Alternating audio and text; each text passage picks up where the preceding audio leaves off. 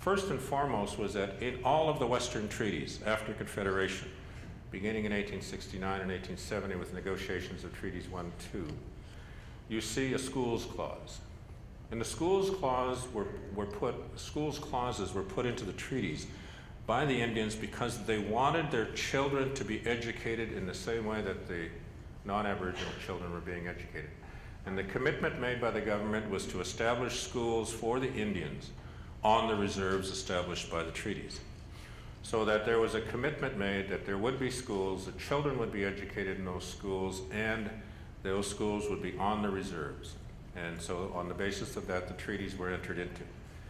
Beginning in 1874, with the creation of the first comprehensive Indian legislation and the expansion of that legislation into Western Canada, we begin to see a change in that commitment by the government of Canada. Instead of establishing schools on reserve, they decided to move towards the establishment of a boarding school system similar to the American model that had been studied by the Canadian authorities and it was decided it would be imported into Canada.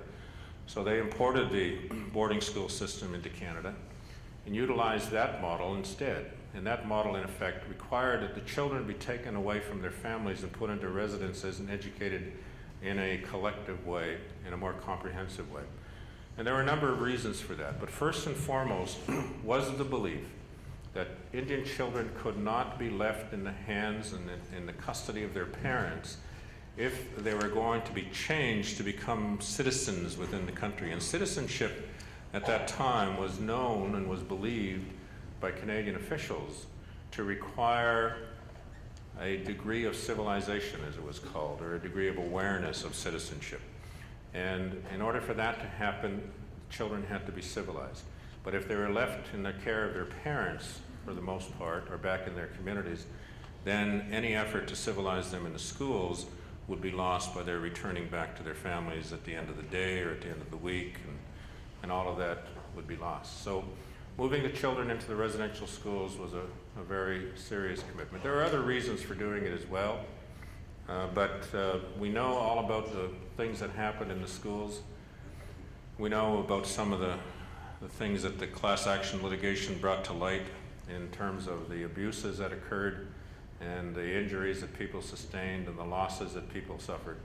But even if you put all of that aside, the fact that children were removed from their families and placed into institutions for the purpose of having their language taken away from them, their culture taken away from them, and another language and religion imposed upon them in an institutional way, should suggest to us just the wrong-headedness of that approach.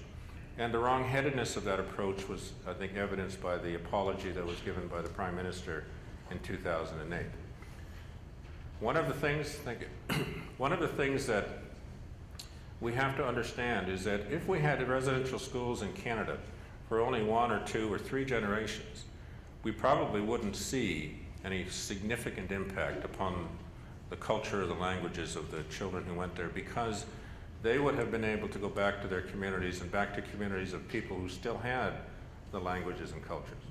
But we know that the schools were in place for 7 or 8 generations of people. So